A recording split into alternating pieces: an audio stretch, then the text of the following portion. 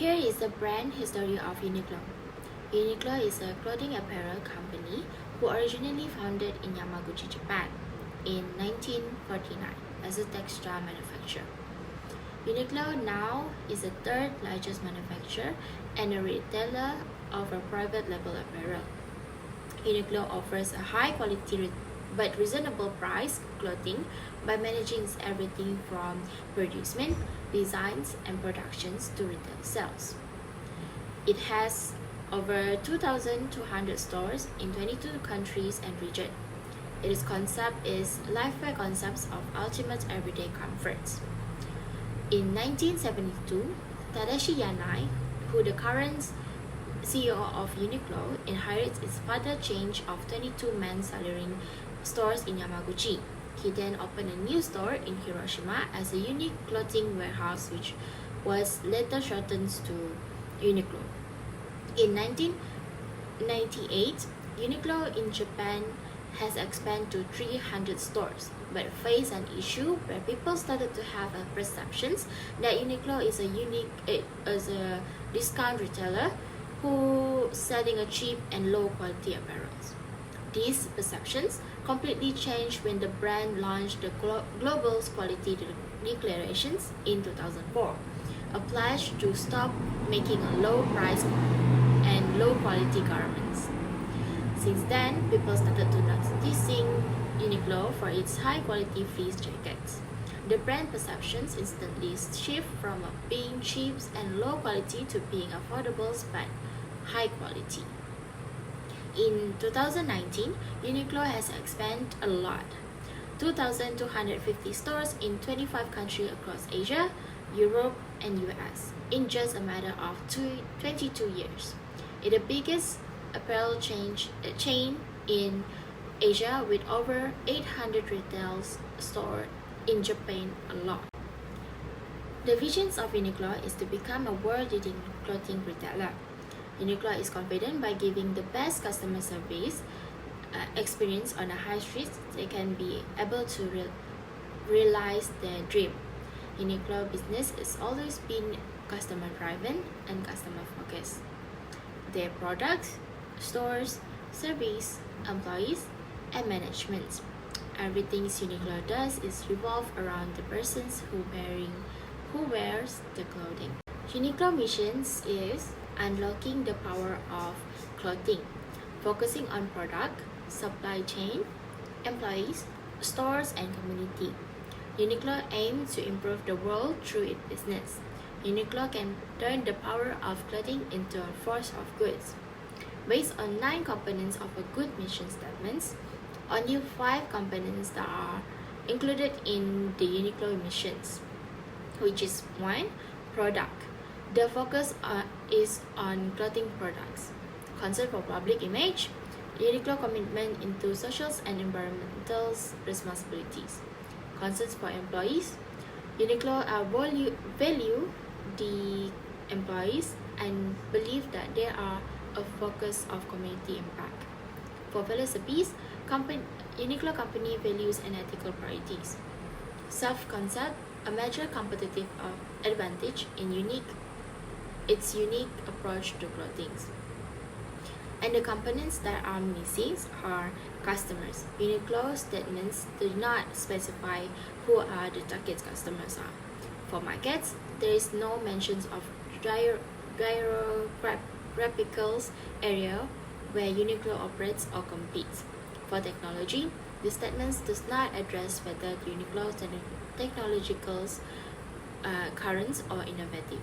Concern for survival, growth, and profitabilities, the statement does not specifically mentions Uniqlo commitments to financial health or growth. Uniqlo objective is dedicated to creating, delivering, and selling great clothing while making the most of limited resources. And for the goals, Tadashi Yanai mentions that they aim to grow more than threefold in the next 10 years and to achieve the 10 trillion sales. Here is the board of directors at Uniqlo. Tadashi Yanai is the chairman, president, and CEO.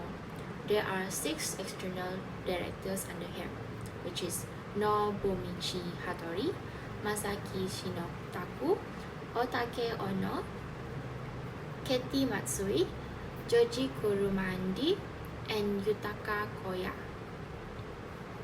There is three internal directors, which is Takeshi Okazaki, Uzumi Yanai, and Koji Yanai. Now, in this slide, we will talk about Uniqlo's and SWOT analysis, and we will go through generally as it will be explained inside the IFE and FA and CPM. Now, for the first one will be strong demand in Japan, high e-commerce sales, low pricing strategy, innovative products offering, tightly integrated supply chain, and so on. This is the strength for Uniqlo that has been analyzed through some research. And then for the next one will be weaknesses. Limited product variety, dependence on external manufacturer, meaning that they don't have their own factories for their clothing brand.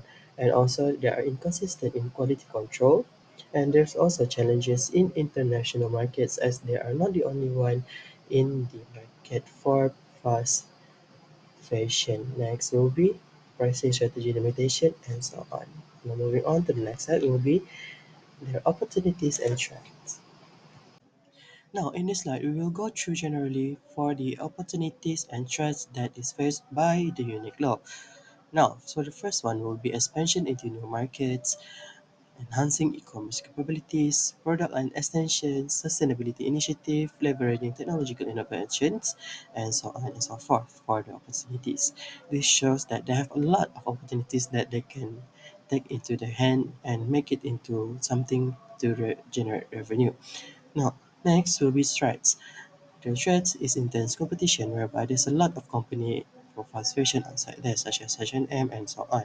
Now moving on to the next one will be changing consumer trends whereby the trends among the consumer nowadays are changing towards something easy to use. And next will be supply chain disruptions and then our economic uncertainty and then sustainability and ethical concerns whereby the ethical aspect for the employees are also being mentioned inside the threads. And this will be it for threads. And this is all from me for SWOT analysis. Thank you. Hello everyone, my name is FATEHAH and I am going to talk about stage 1 for strategy formulation analytical framework. We have three, which is IFE, EFE, and CPM. IFE stands for Internal Factor Evaluation and is used to rate strengths and weaknesses of a business by using the total weighted score, and any weighted score that is below 2.5 is indicating that the strategy needs to change for the organization. And here we have 10 strengths and 10 weaknesses for Uniqlo. So we have key internal factors, which are the factors that contribute to the strength of Uniqlo in IFE. We have weight, rating score, and weighted score. So, for example, Uniqlo's online sales reached 1.5 billion in 2021, accounting for over 20% of its total revenue. So, we put 0.06 weight with 4 as the rating score. By multiplying these two, we can have 0.24 weighted score, and it is indicated that the total IFE for Uniqlo is 3.67, which means that Uniqlo performs above average in terms of IFE. Next is EFE, which means external factor evaluation. And EFE, on the other hand, it shows how a company performance is affected and how they deal with external factors. External factors include socials, the culture, demographics, and even politics and government. And this EFE shows how company manage their external influence while considering the opportunities and the threats. Now we have 10 opportunities and 10 threats for Uniqlo, and the highest weighted score is when Uniqlo has expanded to India and Africa, and they are expected to grow 20% and 15% respectively in the next 5 years. And this expansion should contribute to the overall apparel market value at 1.5 trillion. On the other hand, the threats, Uniqlo face fierce competition from other global fast fashion brands such as Zara, H&M, Shein, and so many more, since we are currently on a fast-paced fashion trend, and they have collectively account for 70% of the global apparel market value at 1.5 trillion. The weighted score is also 0.40, and the total for EFE is 4.62, meaning that Uniqlo, they can maximize the opportunities while minimizing the threats and taking advantage of the opportunities that they have. Next is CPM, which is competitive profile metrics. The usage of CPM is to show the importance of the several factors of in the industry to the organization, and they use total weighted score to show how good the organization is compared to their competitors. There are several critical success factors such as global expansion, customer feedback, company culture, customer satisfaction, and even customer loyalty and the management. So we choose Zara and H&M to be the Uniqlo's competitors. And from this, we found out that Zara has the highest weighted score with 3.48, while Uniqlo is a close second with 3.25, and H&M is the last with 3.10.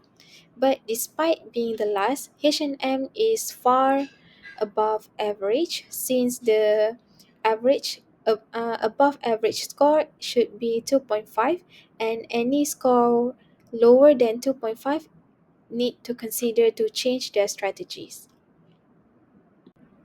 For achievements, Uniqlo has been awarded as the first place as the most preferred graduate employers to work for in 2023. And this is from the fashion category at the Graduates Choice Award. And this is actually Uniqlo's fourth win. And Uniqlo is also ranked among the graduates' top 25 preferred employers in 2023. And this is actually Malaysia's most authoritative graduate employer branding award, and with the result of 100% determined by votes of university students nationwide. Like many other fashion brands, Uniqlo also is not immune to several controversies, especially when it relates to sustainability and ethical practices in the fashion industry. The issues such as labor rights, violations in supply chains, and even environmental concerns over waste or unsustainable production practices challenges Uniqlo's brand image to be more socially responsible. And despite the issues or the accusations, Uniqlo has taken steps to address these issues, and they also include the initiative to improve factory working conditions and also to reduce environmental impact. Even despite that, the public and the media still have their own suspicions, and they still questions Uniqlo's ethical practices.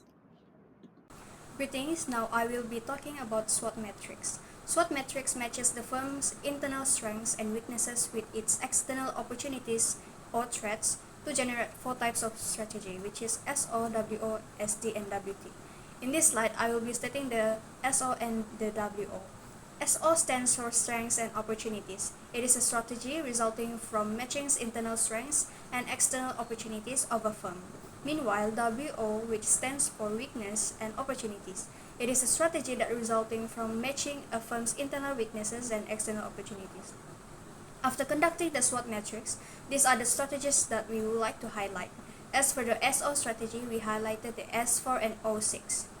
Uniqlo may use recycled or biodegradable materials to develop sustainable versions of heat-tech and airism fabrics to cater the growing demand for eco-sensitive products. Next, for the WO strategy, we wanted to highlight W2 and O1 strategy.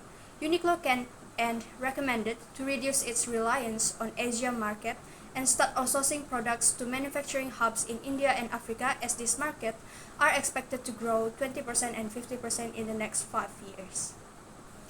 This slide is the continuous from the previous slide. We will be talking about Uniqlo ST and WT strategies. ST stands for strengths and threats. It is a strategy that resulting from matching a firm's internal strengths and external threats. Meanwhile, WT, which stands for weakness and threats. It is a strategy that resulting from matching a firm's internal weaknesses and external threats. For the ST strategies, we chose S4 and T4. Uniqlo can develop heat-tech and airism clothing line that has a built-in smart materials, automatically adjust insulation, ventilation, and cooling to adapt changing weather and activity conditions. As for WT strategies, we choose W1 and T4. Uniqlo can create limited edition series collections featuring more fashion-forward and trend-driven designs.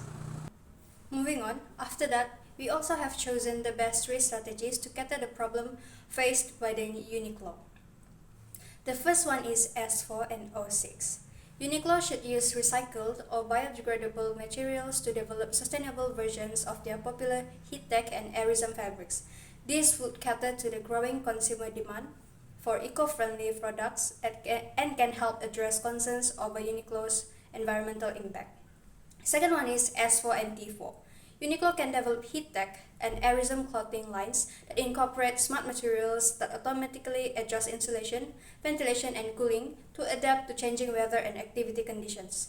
This would showcase Uniqlo's innovative capabilities while also reducing the environmental impact of clothing production and use. Lastly, W1 and T4. Uniqlo can create limited edition collections featuring more fashion-forward, trend-driven designs using sustainable materials and production methods. This would allow Uniqlo to address concerns over fast fashion's wastefulness while still offering stylish options for consumers. Here we will be discussing on the BCG matrix. BCG stands for Boston Consulting Group. According to David et al., BCG matrix is a strategic planning analytical tool for arranging an organization's numerous divisions. The diagram has 4 quadrants: stars, question marks, cash cows, and dots. Each has various strategic implications. Uniqlo new product lines or market that have a low market share but are experiencing rapid growth are considered question marks in the BCG matrix analysis. These products have high potential for growth, but their future is uncertain. Examples are Uniqlo's new high-tech fabrics like heat-tech and airism that provide added value to consumers through enhanced comfort and functionality. Uniqlo may want to invest in these products to increase their market share and potentially turn them into stars. Uniqlo's core casual apparel products such as shirts, pants, and outerwear are considered as stars in the BCG matrix analysis. These products have a high market share and are experiencing rapid growth, indicating high potential for growth and profitability. Uniqlo may want to invest in these products to maintain market share and further develop them. Uniqlo's cash cows products include its basic high-quality apparel like shirts, pants, and outerwear, as well as its popular heat-tech innerwear, airism synthetic fiber products, and Supima cotton and extra fine merino wool, offerings that are trusted by customers in mature markets like Europe. The strategic implication is to harvest these products for their steady cash flows and use the revenue to invest in other areas. Low-performing products or markets that have a low market share and are operating in a slow-growing market will be considered as dogs in the BCG matrix analysis. As examples, Uniqlo's accessory product lines. Uniqlo product portfolio includes accessories which may have a lower market share and be operating in a more mature, slow-growing market compared to Uniqlo core apparel's offerings. Next, there are three implementation strategies. So the first one is market development. Uniqlo can expand its market by targeting undeserved regions in Malaysia, such as secondary cities and rural areas, and tailoring product offerings accordingly. By conducting market research, Uniqlo can understand the unique preferences and purchasing power of these regions. By catering to different demographic segments, such as older adults, children, or plus-size customers, Uniqlo can attract a wider customer base. Developing specific product line can attract young parents. Additionally, forming strategic alliances with local businesses, educational institutions, and community organizations can help reach new customer segments, such as creating exclusive campus apparel for students. Next strategy is product development. Uniqlo product development strategy involves creating new or enhancing existing ones to meet market needs. This includes continuous innovation in fabric technology such as moisture wicking, anti-odor, and UV protection materials, and introducing new design that align with Malaysia's fashion trends. Developing eco-friendly products using organic materials, sustainable production processes, and promoting recyclability can appeal to environmentally conscious customers. Collaborating with local designers to create limited edition collections can generate excitement and exclusivity, reflecting local culture and traditions, making them more appealing to Malaysian consumers. Third strategy is related diversification. Uniqlo can diversify its product range by introducing activewear and athleisure options, offering comfort and functionality in everyday attire. This strategy can attract consumers who prioritize comfort and functionality.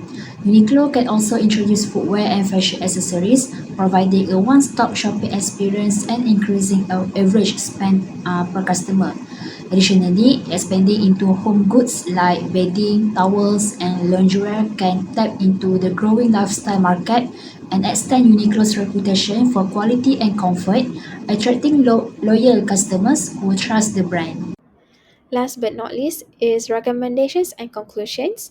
We would like to recommend to Uniqlo to be invested in advanced materials and technologies and to be more socially responsible so that they can deliver high quality and functioning clothes while also sustain the environment. Next, we would like to recommend for Uniqlo to have more partnerships or collaborations with influential designers and famous celebrities so that they can gain popularity and they can expose more of their creativity and unique and diverse creations. Not only that, we would like to recommend for Uniqlo to be ready to take their risk so that they can embrace the impact of the changes and adapt into the changes since we are in a fast-paced trend. And we would also would like to recommend for Uniqlo to optimize their costs and so that they can diversify their suppliers so that they can take advantage of the competitive pricing in the industry. And last but not least, we would also like to uh, recommend for Uniqlo to continuously evaluate their employees so that they can match the skills of their employees with the job that is given so that they can um, reduce the cost if they need to pay more for their employees despite them not doing their work or doing their tasks properly. So, in conclusion, Uniqlo have a well-defined strategy, and with this well-defined strategy, Uniqlo can create a better decision making in terms of investments or in terms of allocating their resources, so that this well-defined strategy can support their long-term goals and even achieve their missions, visions, and also their objectives. And by having strategic plan also, Uniqlo can navigate their self in the diverse and the complexity world of the fashion industry. Thank you.